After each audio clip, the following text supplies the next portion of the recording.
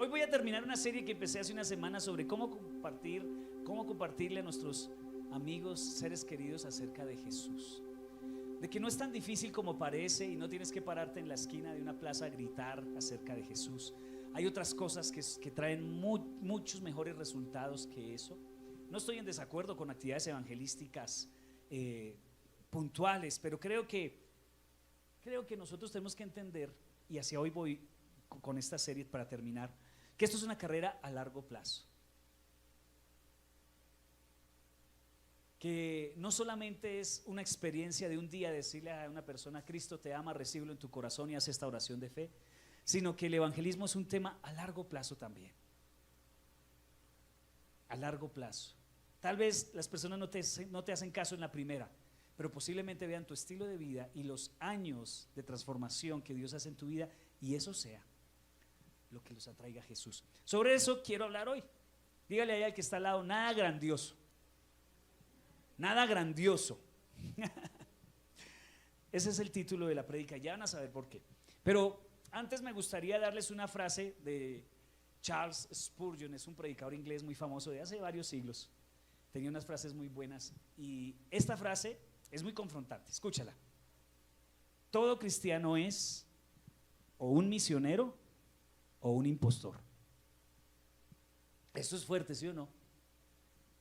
Pero es verdad. Pero es duro de asimilarlo. Todo cristiano es o un misionero o un impostor. Esta frase de este hombre dice que como cristianos todos somos llamados a compartir las buenas noticias de Jesús. Recuerda que si tú tienes la cura para la enfermedad más grave de este mundo y no la compartes, eso es terrible. Eso es lo que sucede con el evangelio. Si nosotros no compartimos el evangelio, nos estamos guardando un tesoro que las personas necesitan recibir. Entonces, todos estamos en este trabajo de la misión. Se nos ha encargado a todos. Eso es una cuestión del pastor. No es una cuestión del pastor allá en la iglesia. Pastor, mire, está como sola la iglesia. No, pastor, mire qué hace. Mire qué hace usted pues para que la iglesia crezca, para que Chiquinquirá llegue a los pies de Jesús. No, todos somos misioneros o somos unos impostores. Duro Spurgeon, ¿no? Y a mí esta frase en otro tiempo me hubiera causado mucho impacto, me hubiera afectado y me hubiera hecho sentir culpa, porque esa es una de las cosas que a veces cuando uno viene a los caminos del Señor y luego empiezan a hablarnos en el discipulado de que no, nosotros tenemos que predicar, tenemos que anunciar a otros a Jesús, se vuelve una carga pesada y pensamos que es un trabajo muy difícil, que yo no estoy capacitado para eso. Y sobre todo cuando tenemos en nuestra mente el pensamiento que un misionero es una persona que se prepara durante años en una escuela de misioneros y luego viaja a un país donde hay muchos tigres y allá se lo comen. Ese es el pensamiento que algunos tienen de misionero. Y por eso es que nosotros decimos ser misionero, wow, eso es complicado, ¿sí? Entonces, escuchar sobre el mandamiento, la gran comisión, puede ser una carga para nosotros, pero yo he tratado estas semanas de alivianártela, de darte cuenta de que no es tan difícil como parece. Muchas veces es sencillamente decirle a un amigo: ven a ver.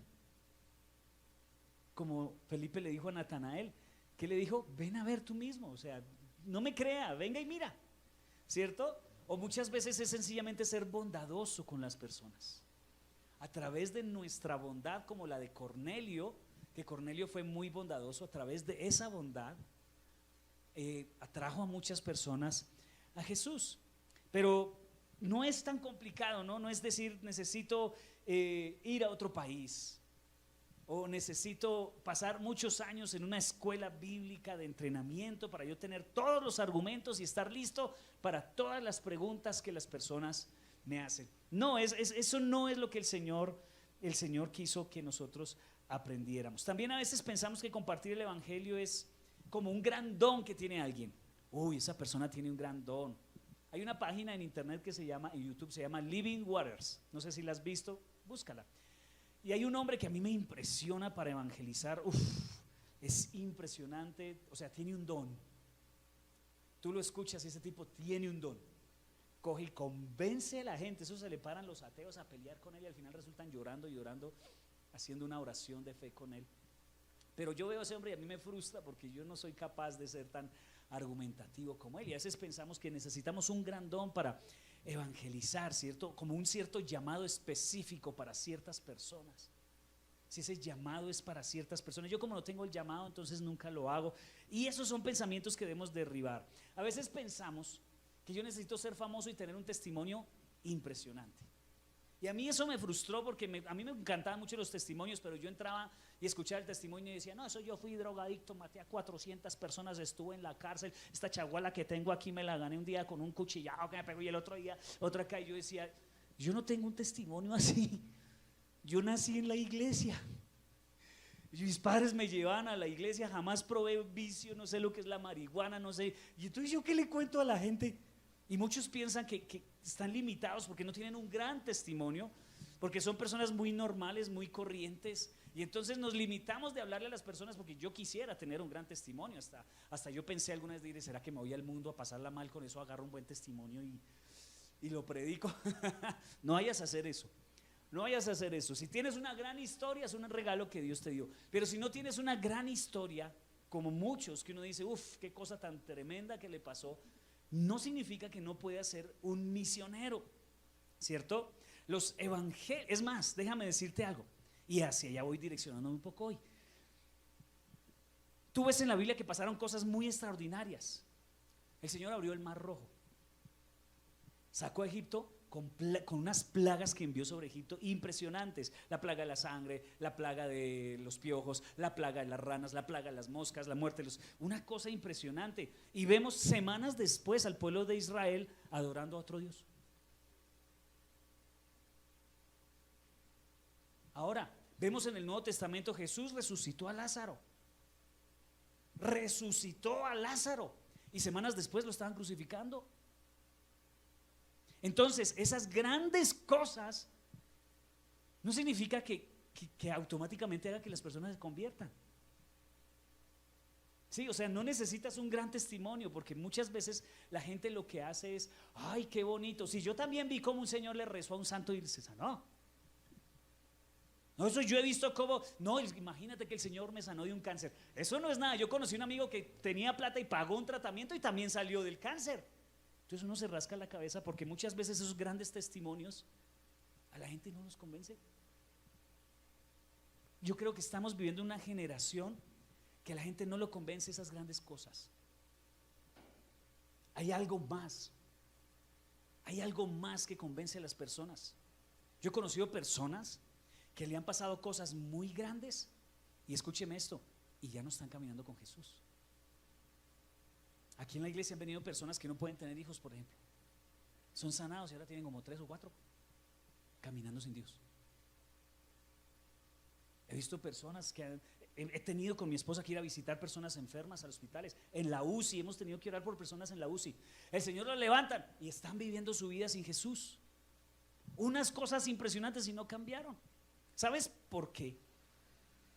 Porque yo creo que esta generación ya no se está fijando tanto en las cosas grandiosas que están pasando, sino que están esperando que pase el tiempo para ver si fue solo una emoción temporal o realmente Jesús hizo cambios profundos en la persona. Hay personas que llegan a la iglesia con un gran testimonio. Pastor, yo quiero contar mi testimonio. Y yo, démosle un tiempecito a ver si camina con Jesús.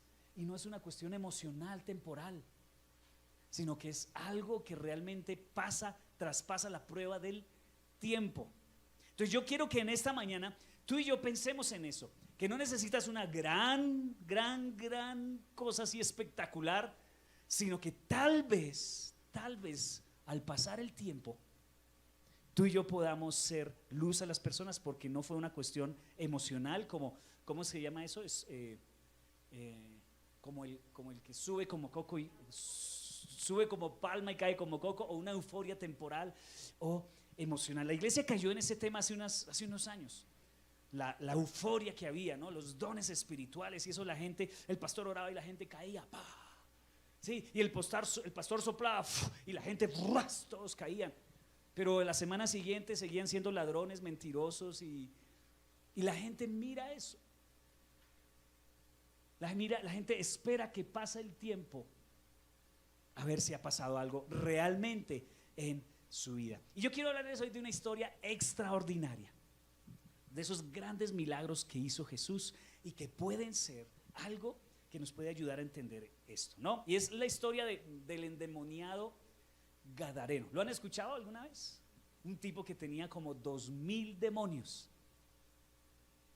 O sea, si usted cree que su esposo está endemoniado, no, este sí tenía 2000 demonios, estaba lleno de demonios, tanto que se entraron a unos cerdos y alborotaron esos cerdos, y esos cerdos murieron, cayeron al agua, murieron todos porque este tipo tenía todo ese montón de demonios. Este endemoniado vivía en un pueblito y vivía en las afueras.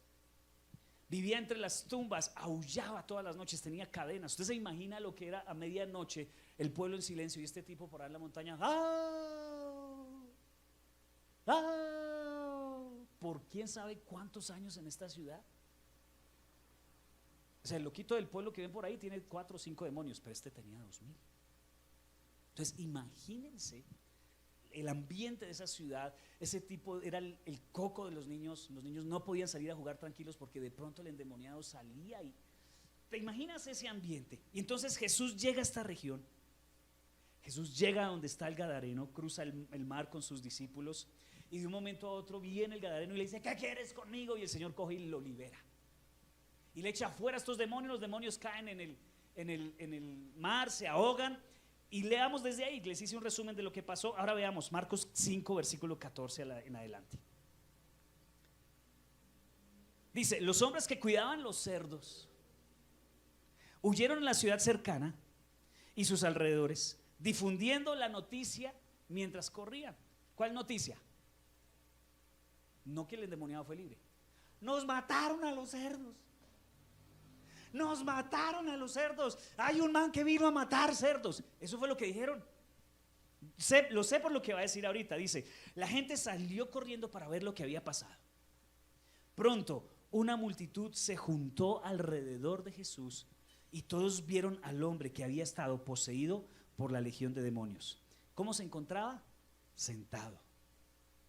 Ese tipo era todo el día vagabundo, todo el día andando y gritando. Y cuando lo vieron estaba como, había paz, había tranquilidad, ¿cierto? Estaba sentado.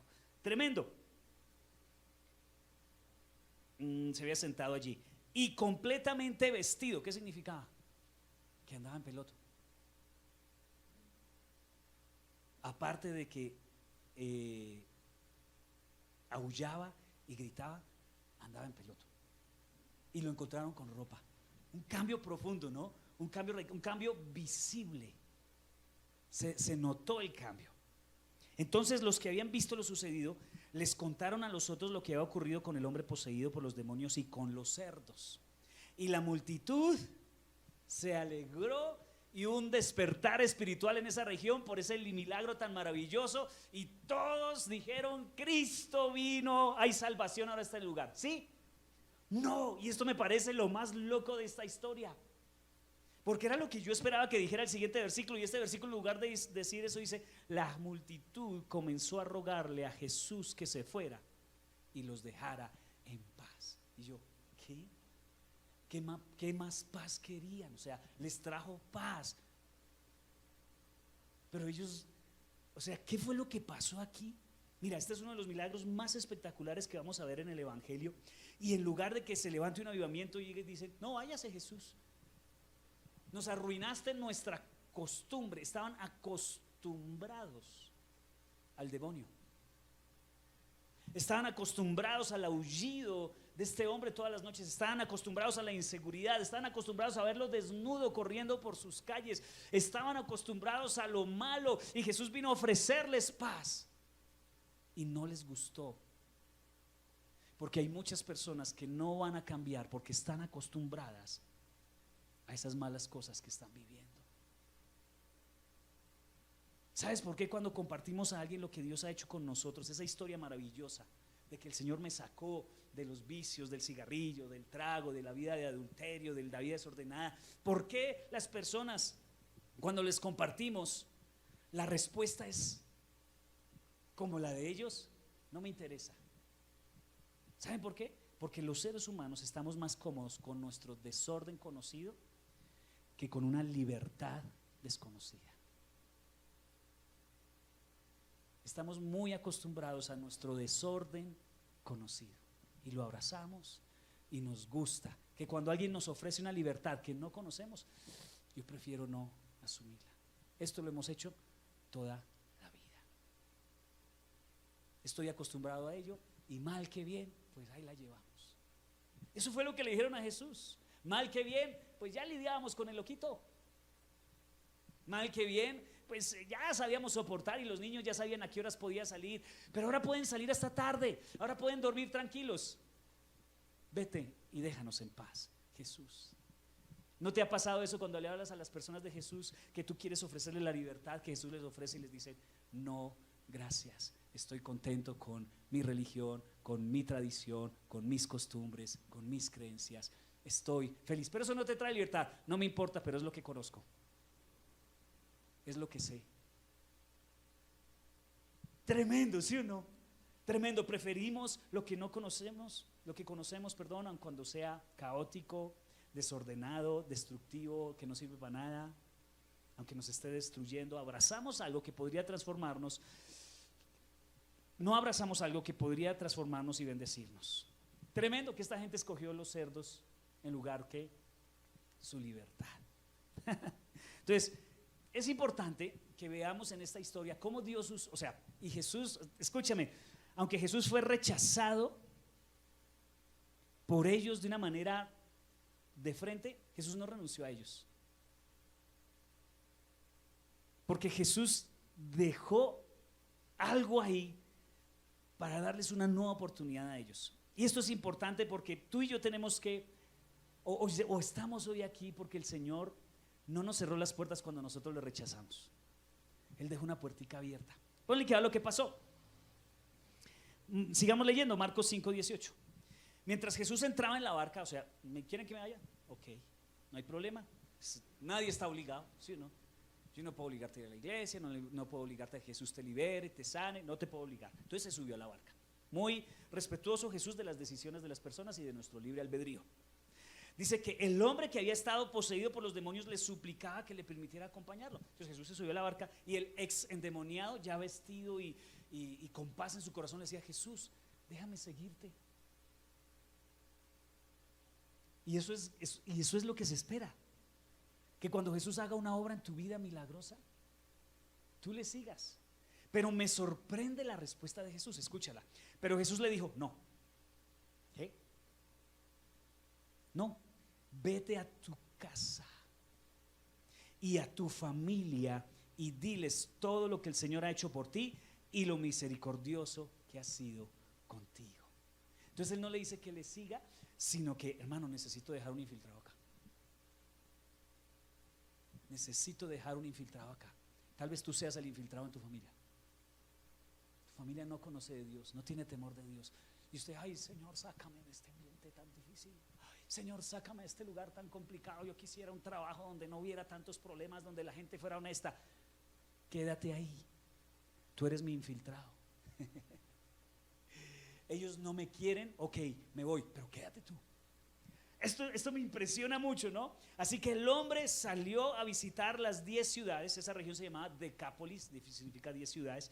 Dice que el hombre salió a visitar las 10 ciudades de esa región y comenzó a proclamar las grandes cosas que Jesús había hecho por él, y todos quedaban asombrados de lo que les decía. Tremendo.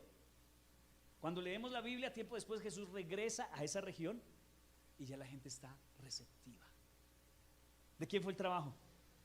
Del ex endemoniado, ¿cierto? O sea, pero pasó, no fue un día, fueron semanas, meses, tal vez años que Jesús vino después y ya la gente había cambiado de parecer.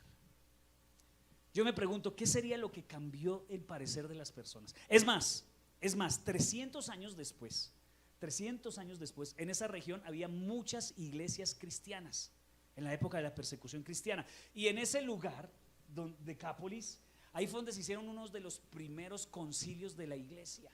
Es decir, era un sector donde había aglomeración de cristianos. ¿Cuántos años después? 300 en la historia, eso está en la historia. Acá hay una verdad muy profunda que quiero que la agarres, que es muy importante. Este hombre, además de tener una experiencia momentánea, muy bonita, chévere, fue liberado, decidió quedarse en su región. ¿Qué se quedó haciendo él? De pronto habló, claro que sí, pero más que hablar, ¿sabes qué se quedó haciendo él?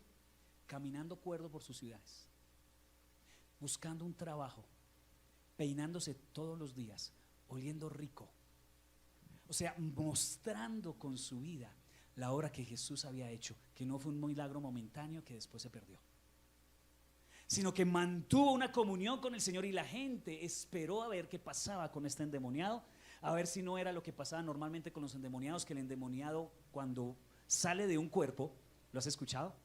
Sale y da vueltas por las zonas desérticas, y al no encontrar descanso vuelve al cuerpo donde salió, y si lo encuentra barrido, organizado y vacío, vuelve con otros más, con 7 más. Entonces la gente estaba esperando, porque posiblemente los exorcistas judíos también sacaban demonios. Lo hemos leído en la Biblia esta semana en oración en casa. Había exorcistas judíos que también sacaban demonios, pero lo que sucedía es que sacaban demonios, pero al mes el muchacho otra vez estaba en un estado, no solamente estaba igual, sino peor, porque había venido el enemigo con 7 demonios y estaba peor. Entonces la gente dijo: este es un exorcista normal, echó fuera demonios y aparte de eso acabó con nuestros marranos, acabó con nuestra economía. Y ya lo veremos en unas semanas otra vez a este endemoniado andando en las calles sin ropa, aullando, gritando y siendo peligroso para nosotros. Jesús, vete, no queremos más exorcistas acá. Entonces la gente se hizo a un lado y esperó qué pasaba con este hombre. ¿Qué pasó con este hombre? Vivió una vida normal, caminó mostrando que su cambio no era temporal. Vivió caminando todos los días entre la gente y se ganó la confianza de la gente. Los niños ya no lo veían con miedo. Posiblemente se casó, se consiguió una mujer, posiblemente trabajó y levantó sustento para su familia. Y la gente, al ver eso, cuando volvió Jesús, fue sensible a la enseñanza de Jesús y se formó una gran iglesia en esta región. Porque eso es lo que ha pasado muchas veces con los cristianos. Pasan milagros sorprendentes, cosas maravillosas. Dios me sanó, Dios me liberó, Dios me sacó el alcoholismo, Dios me sacó de esto. ¿Sabe qué hace la gente? Se hace a un lado y empieza a mirar si ese cambio es duradero, si ese cambio no se acaba cuando se acaba la emoción, o pasan unos meses y vuelve a ser el mismo. Esta es una jugada, iglesia, a largo plazo. A veces pensamos que el evangelismo es salir a las calles a ver cuántos alcanzamos, a ver si el domingo que viene llenamos la iglesia. Y muchas veces el evangelismo es un proceso a largo plazo donde las personas están viéndote, están viendo tu estilo de vida, cómo es tu familia, cómo te comportas en el trabajo, cómo son tus palabras, cómo es tu estilo de vida, si refleja una relación con Cristo o no. Y cuando analizan eso, entonces dicen: ahora sí. Tal vez años vas a necesitar de vivir conforme a la voluntad de Dios para que esos frutos se vean en la vida de las personas que Dios ha puesto a tu alrededor. En nuestra ciudad todos nos conocemos. Si quien quiera es una ciudad pequeña, yo como pastor no tengo margen de error como en una ciudad grande. Tú como creyente no tienes margen de error como en una ciudad grande, porque en una ciudad grande nadie conoce a nadie. Pero en una ciudad pequeña todo el mundo conoce a todo el mundo. Así que si tú fallas, todo el mundo lo sabe. ¿Cierto que sí? Si un pastor se equivoca en esta ciudad, todo el mundo lo sabe y ya nadie cree en él. Por eso tenemos que jugar una carrera a largo plazo, vivir un estilo de vida de comunión con Dios, de fidelidad a Dios, de honestidad a Dios. Porque la gente de la ciudad está mirando, y cuando vean los años de nuestro estilo de vida, de nuestra santidad, van a decir, van a contemplar, van a ver la posibilidad de aceptarnos una invitación a la iglesia. En tu familia lo mismo. Eso ya se le pasará. Eso está yendo a la iglesia, eso ya lo veré en unos meses, yo lo conozco. Pero cuando vean que llevas 2, 3 años en una comunión tremenda, que creces, que tu vida cambió, que tu comportamiento con tu esposa, con tus hijos, que tu comportamiento en el trabajo, eres ejemplar, llegas temprano, llegas cumplido, cumples tu responsabilidad, eres honesto, la gente empieza a contemplar la posibilidad de escucharte y de aceptarte una invitación. Eso fue lo que pasó con este endemoniado. Todo el mundo rechazó a Jesús, pero cuando vieron al endemoniado que caminó con Jesús, ex endemoniado, y su vida fue transformada, entonces volvió Jesús y se sentaron a escucharle. Mira, tenemos que ganarnos el derecho a ser escuchados. ¿Cómo se gana eso? Con obras milagrosas que suceden. Puede ser, hay personas que llegan por cosas tremendas. Por un milagro Dios te sacó te libró de un problema financiero terrible. Posiblemente las personas, Dios te sanó una enfermedad grave, posiblemente las personas, pero sabes que las personas van a esperar un tiempo y van a ver. Porque la gente se cansó del sensacionalismo, de que sean manipuladas a través de ven por tu milagro. La gente quiere ver estilos de vida a largo plazo. Para mí sería, por ejemplo, que cuando yo sea viejito, esté caminando de la mano con mi esposa aquí por la calle, por las calles de mi ciudad, fiel hasta el final, ¿sí o no? Y la gente va a decir, vea, ese es un estilo de vida digno de imitar, de muchos años de fidelidad, de honestidad. ¿Sí me hago entender? Eso es lo que pasó con este endemoniado. Tal vez estamos viviendo momentos en que más que historias asombrosas, tal vez no tengas un testimonio de que Dios te sacó de las drogas y si lo tienes es una herramienta muy chévere. Sí, y ahorita hablamos sobre eso. Y entonces las personas van a ver algo grandioso, pero esas cosas grandiosas ya no traman tanto a la gente, porque hay gente que ya sale de las drogas a punto de libros de autoayuda o de fundaciones. No necesitan a la iglesia para salir de las drogas. Con tanto crecimiento en la medicina ya no necesitan a la iglesia a orar, sino un buen seguro, una prepagada. Entonces no será eso lo que atrae a las personas a Jesús. Aunque si Dios te dio ese regalo, utilízalo, el regalo de un testimonio. Posiblemente lo que va a causar impacto en nuestras familias o en nuestra ciudad es nuestra vida a largo plazo. A largo plazo. Es tan difícil esa parte. Es tan difícil porque las personas, ay no, yo probé y no me funcionó. Yo estuve 6 meses en la iglesia, 1 año y nada. Muy bien, entonces quiero que veamos 3 cositas que quiero regalarles en esta historia, que veo que son lo que vieron en el Gadareno para que luego pudiera Jesús volver y ellos escucharan. Lo primero es que vieron frutos buenos en el ex endemoniado. Vieron frutos buenos.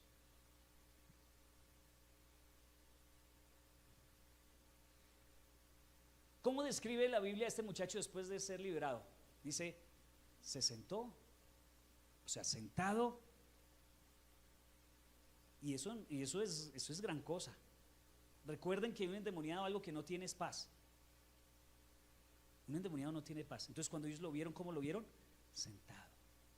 Había tranquilidad en él. Antes vivía como un animalito, ¿no? Antes vivía como, mejor dicho, de miedos, sin ropa. Sentarse era un logro. Y uno dice, pero estar sentado, qué bobada, ¿cierto? Déjame decirte algo, llegar puntual a tu trabajo, qué bobada, ¿sí o no? Qué bobada llegar temprano al trabajo. Pero la gente ve eso. Qué bobada, eso todo el mundo se lleva hojas de la oficina para la casa. Todo el mundo se las lleva, qué bobada, yo también me la llevo. Todo el mundo está llegando tarde, pues el jefe no dice nada. Pero la gente se fija en cosas pequeñas como estar sentado. Yo recuerdo que mi trabajo, trabajé en una empresa que eran solo hombres, porque era trabajo para hombres, era un trabajo pesado. Y en esa empresa las únicas mujeres eran las administrativas. Eran ingenieras y muy bonitas y muy bien vestidas. Y entre esa jauría de hombres, estábamos todos en el almuerzo y pasaban la secretaria o pasaba la ingeniera, no sé qué, así caminando por medio de todos, y eso era todo así, le escurría la baba a todos. Entonces yo en mi comida concentradito, y entonces me decían mis compañeros, pero usted no le es infiel a su mujer ni con los ojos, ¿no? Y lo decían con desprecio, pero ellos estaban mirando todo el tiempo. Mis hijos, cuando yo voy con ellos en la calle, mi hijo, él me está mirando todo el tiempo. Y él mira a ver qué yo hago cuando pasa una china bonita. A ver si yo. Y yo reconozco una mujer bonita y una mujer fea, claro que sí. Entonces yo tengo un hijo que me está mirando y él está mirando a ver si mi fidelidad es de palabras o es de verdad. Son detalles que la gente está viendo. Cómo te comportas cuando estás solo, eres bueno en tu trabajo, cumples horarios, la forma de hablar, cómo te relacionas, lo que hablas por teléfono con las personas, lo que publicas en tus redes sociales. Todo eso es estar sentado. Que la gente dice, no, qué bobada. La gente te está viendo. Las personas te están viendo. Entonces la gente vio y empezó a ver cambios en él. Estaba sentado. ¿Qué otra cosa? Estaba vestido. Es decir, Dios empezó a trabajar en la autoestima del muchacho, empezó a sentir vergüenza. Uy, no. Y esa mentalidad es una señal de que estás caminando con Dios. ¿Tienes mentalidad de pobreza en tu casa? ¿Eres cochino, desordenado? ¿O la gente ve orden en tu oficina, donde tú llegas a trabajar? ¿Hay orden? ¿Hay buena autoestima? ¿Eres limpio?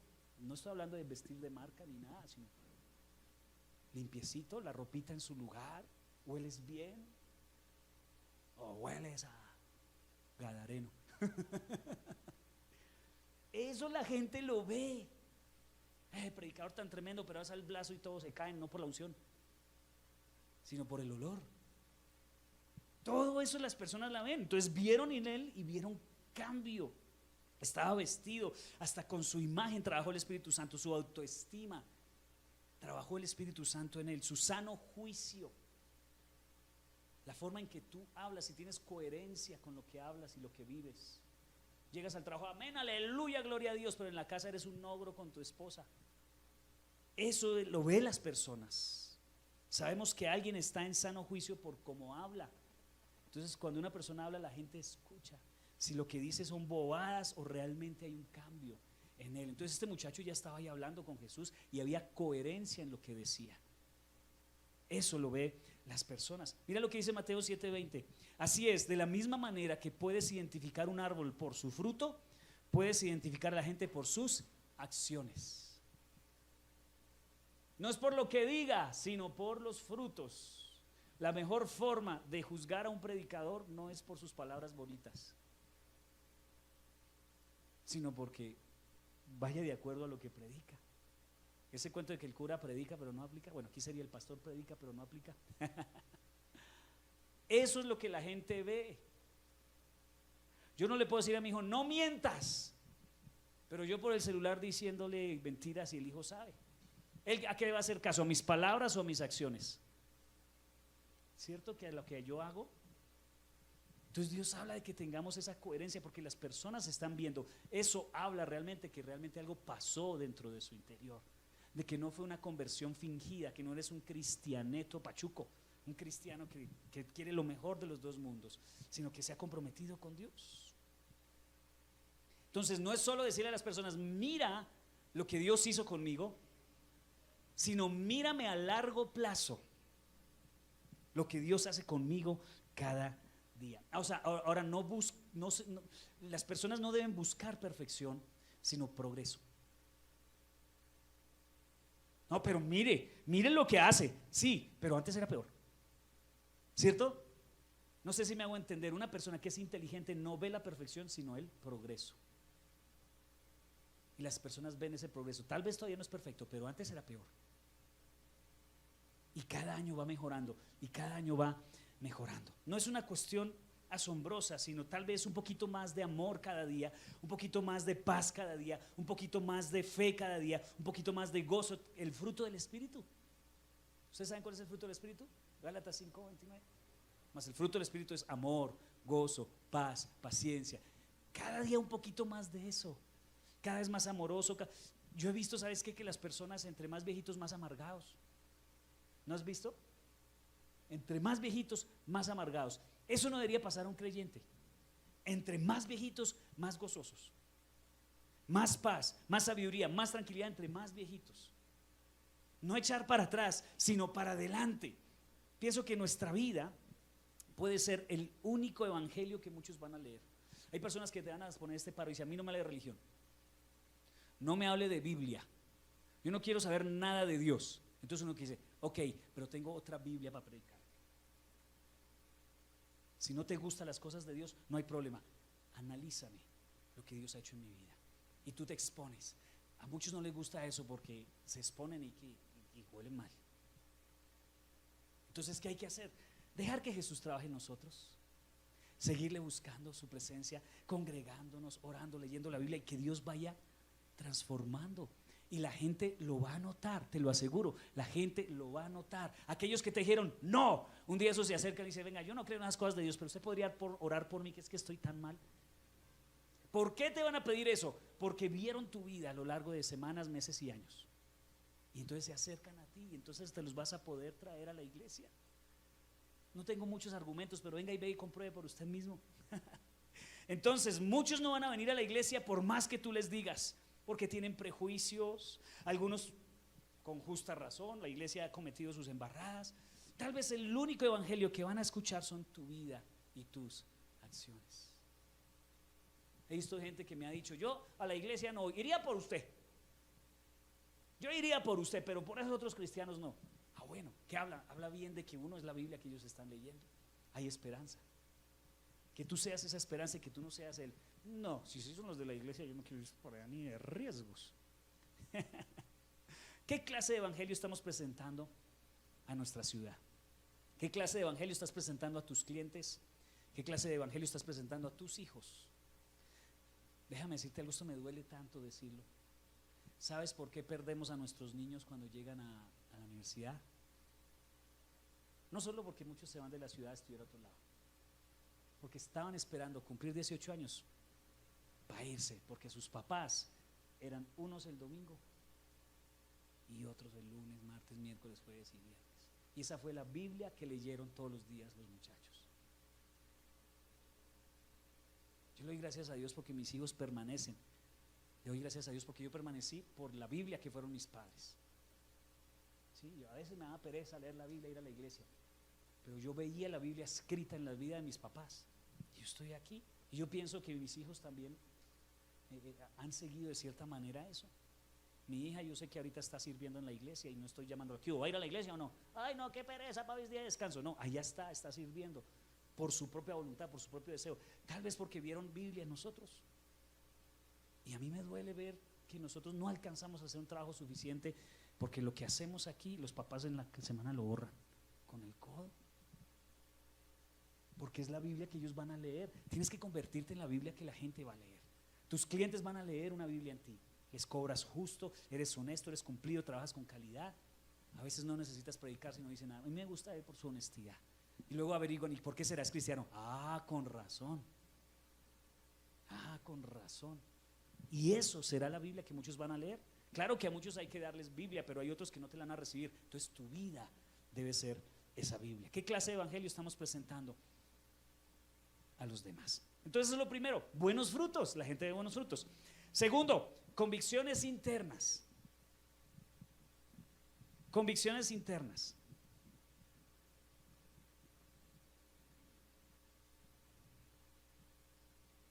¿Por qué creen que él se quería ir con Jesús? El endemoniado quería irse porque hubo una convicción. Dijo: yo voy a dejar todo por seguirte.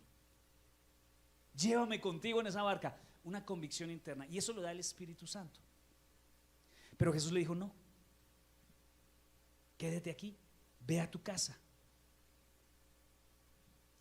Yo creo que tuvo que haber dentro de él, para irse a predicar, una convicción interna para poder tener los frutos que tuvo después. De alguna manera este hombre preparó el camino para cuando Jesús volviera, ¿cierto? Pero eso no lo hace con una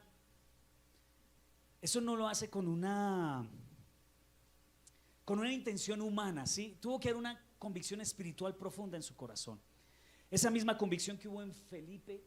¿Recuerdan el primer día de la predicación de esta serie? Hablé sobre Felipe. Llegó donde su amigo Natanael y le dijo: hermano, como que encontramos al Mesías. ¿Y dónde? No, es un tipo que es de Nazaret. De Nazaret puede salir algo bueno, dijo Natanael. Entonces Felipe le dijo: ven y ve. ¿Por qué fue Natanael a ver a Jesús? Porque vio en Natanael una convicción. Cuando este endemoniado empezó a predicarle a las personas en su región, la gente quedaba asombrada con la convicción que predicaba. Déjame decirte algo, acá hay creyentes que Hay alguien enfermo en su familia y lo primero que dicen, le tengo una hierba. Vea, la valeriana revuelta con apio y 2 góticas de jengibre. No tiene convicción de ir y orar por ese enfermo. Y después le da el remedio. Porque una buena agua de apio para una indigestión me parece genial. Pero ¿sabes qué? Yo primero tengo la convicción de tengo un Señor que me sana. Yo tengo la convicción de que para Él no hay nada imposible. Y cuando la gente ve esa convicción de cosas espirituales en ti, la gente empieza a mirar. Pero si no hay convicción en ti, es como el vendedor que no cree tener un buen producto, no lo vende. Y si usted me garantiza eso, uy no hermano, yo no sé, yo no le garantizo nada, yo no le compro ese producto, porque si el vendedor no cree en el producto, ¿quién va a creer? Pero si ese vendedor le dice, hermano, vea, yo lo usé, mire, este pantalón era de este color y usé el producto y quedó de esto, vea, hermano, se lo hace. Cuando usted tiene convicción de algo, la gente le cree, ¿o no? No le han dado usted un remedio que es bueno y usted a todo el mundo lo recomienda. ¿Por qué? Porque a mí me funcionó. Y la gente dice, bueno, pues vamos a usarlo si le funcionó, y si tiene tanta convicción, pues su convicción. Pero si yo le ofrezco a alguien y le digo, pues yo no sé si funciona o no, pues tómeselo a ver. Lo mismo pasa, que no hay convicciones en nuestra vida. Son cristianos que todavía no han tenido un profundo encuentro con Jesús y todavía no creen mucho como que Jesús pueda, como que Jesús tenga el poder para ayudarles. Dice Jeremías 31:33, este es el nuevo convenio que voy a celebrar con ellos. Grabaré mis instrucciones en el corazón de ellos para que tengan la voluntad de honrarme. Entonces serán verdaderamente pueblo mío y yo seré su Dios. Una convicción grabada en nuestro corazón como un sello de que Él es, de que Él puede. Nuestros muchachos, y estamos trabajando eso con los chicos para enseñarles algunas cosas a nuestros hijos, muchas veces llegan a la universidad sin convicción. No que el evangelio no sea verdad, sino que los chinos no tienen convicción. Y viene un convencido de lo contrario y los convence. Si tú no tienes convicción, todas las teorías que te presenten, les comes cuento. Tantos cuentos que hay en internet y muchos creyentes diciendo, sí, sí, no tienen convicción. Y esa falta de convicción les hace aceptar cualquier otra convicción de una persona que sí esté convencida. Y hay gente que está convencida de cosas equivocadas, pero está convencida. Y son capaces de convencer a otros. Hasta usted, si usted no tiene convicciones firmes. Tú y yo debemos ser personas de convicciones firmes. Yo estoy convencido de que la palabra de Dios es verdad. Lo he visto en mi vida, lo he visto en mi familia, lo he visto en mi vida práctica, en mi vida espiritual, y por eso la predico con convicción. Si tú no tienes convicción, resultas compartiendo la visión de todo el mundo. El Espíritu Santo trae convicciones también. Una relación con el Señor te permitirá tener convicciones internas. Jesús le dijo, quédate aquí, pero hubo una convicción al endemoniado, al ex endemoniado, de ir y predicar a todas las personas en esa región. Una convicción interna. Algunos esperan la voz de Dios como un grito, un papel o un letrero. Convicciones aquí, convicciones.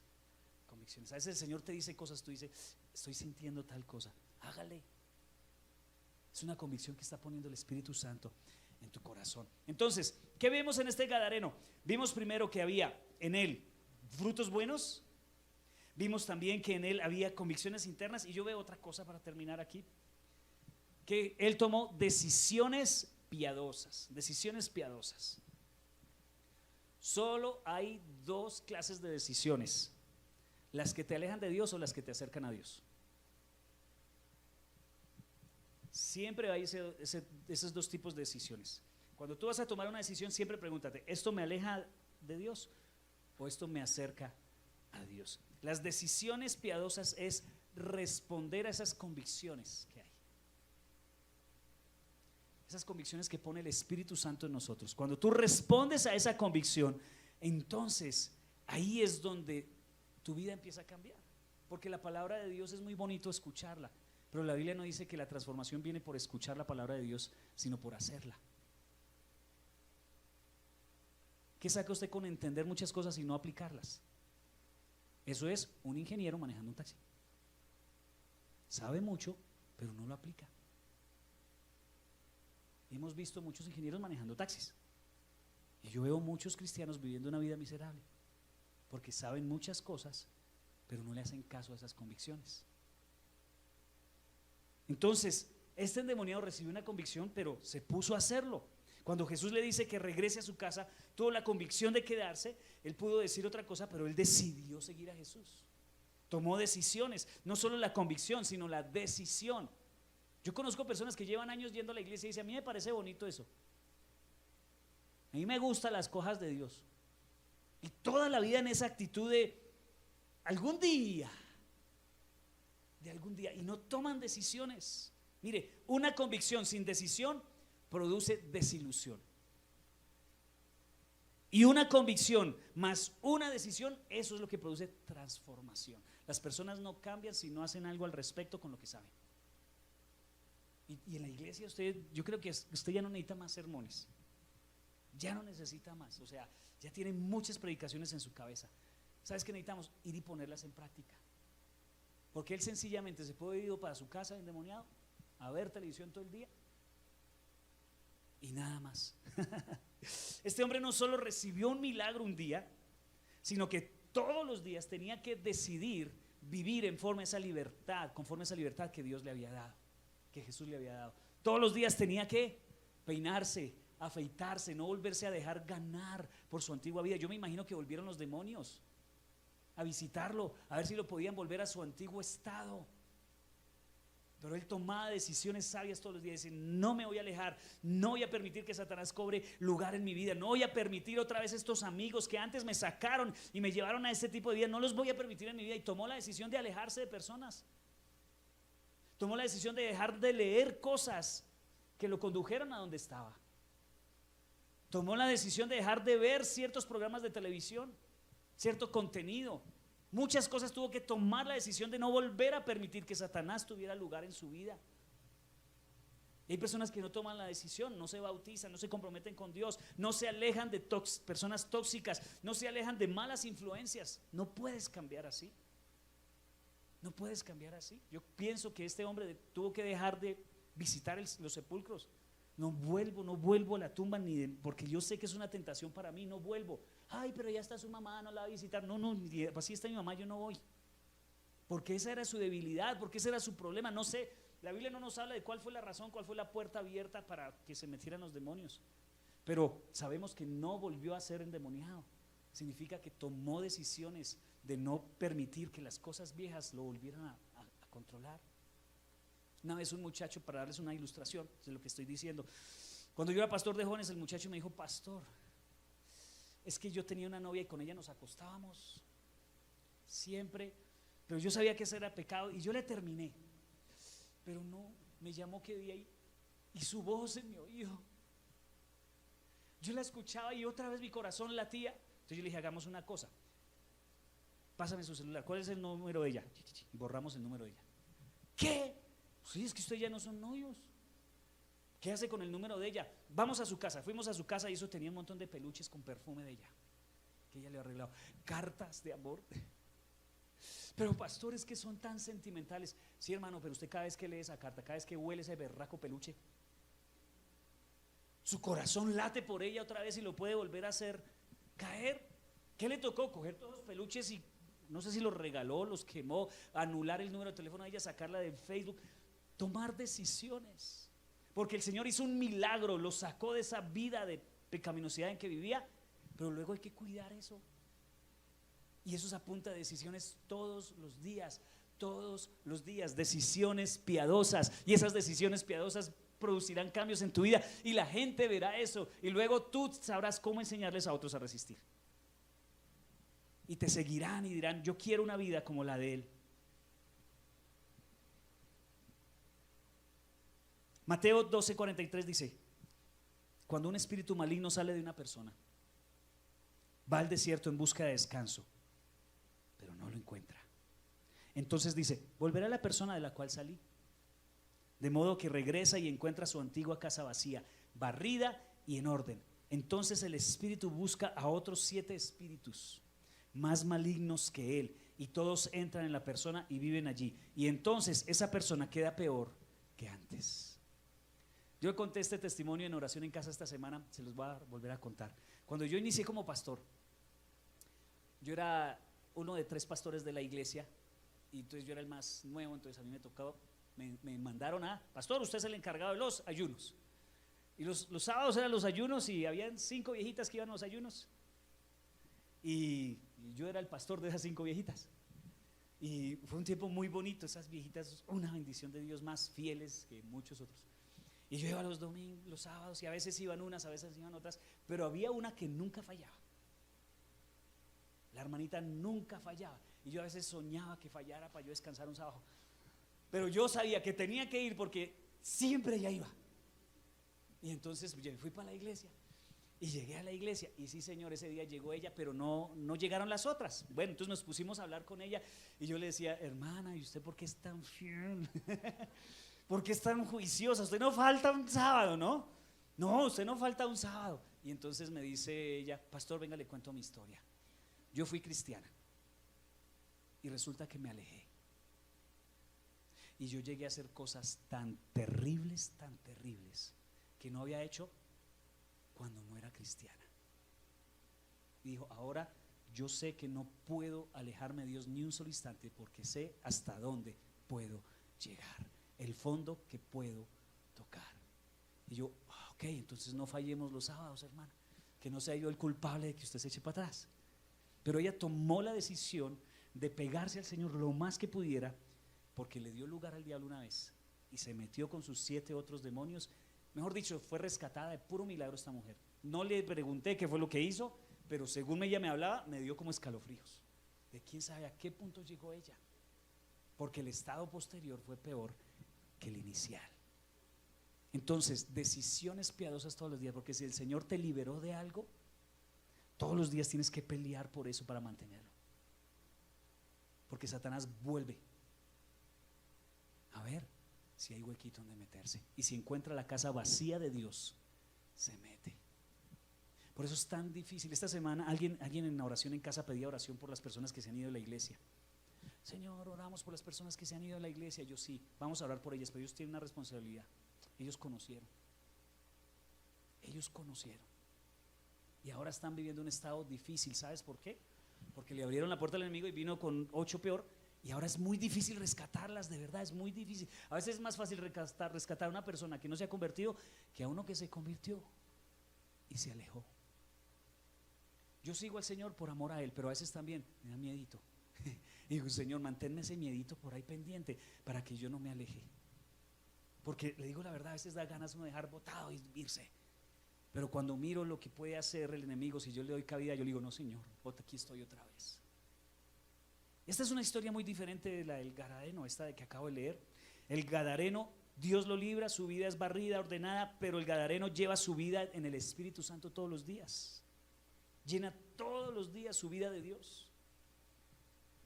Yo lo resumo en algo, una vida de hábitos espirituales. Oración, lectura de la palabra de Dios, asistencia regular a la iglesia, servir con nuestros dones, dar de nuestros recursos y hablarles a otros acerca de Jesús, y el ayuno. Una vida que tiene hábitos espirituales. El enemigo está viniendo constantemente y siempre está llena. Está lleno de Dios, no puedo entrar. Y vuelve a los meses y todavía está lleno de Dios. Y vuelve a los meses, todavía está lleno de Dios. Se aburrió de venir y vives una vida en plena libertad. Hábitos espirituales. Pero hay gente que es liberada, Dios barre su vida, la ordena y está vacía de Jesús, y esa persona puede estar peor que antes. Por eso la gente espera que pase tiempo a ver si tus cambios son reales. Y Dios te liberó, pero si pasan los años y volviste a ser peor, la gente dice, no quiero eso, gracias, muy amable, me quedo con mi autoayuda, me quedo con mi entretenimiento, me quedo con amor al dinero, me quedo con estas cosas porque da como más resultado. Jesús no te quiere peor que antes. Claro que no, Él no te quiere peor que antes, Él quiere llenarte para que tú seas mejor que antes todos los días. Él quiere no solo que experimentes una vida extraordinaria, Él quiere que tú impactes a las personas a tu alrededor. Y esa es una buena forma de evangelismo. Con los años que la gente vea y diga, sí, quiero una vida así. Y yo sé que vas a traer así a tu familia. vas a traer así a tus hijos, vas a traer así a tus padres, a tus amigos, a las personas que diariamente te ven. ¿Cierto que sí? Y yo puedo hacer oración con casa todos los días y ay, qué pastor tan lindo, no, eso debe ser una belleza. Lo que realmente pasa en mi casa, eso es lo que realmente soy, lo que ellos ven todos los días. Y ahí es donde tenemos que pedirle al Señor que trabaje en nosotros. ¿Te quieres poner de pie y oramos?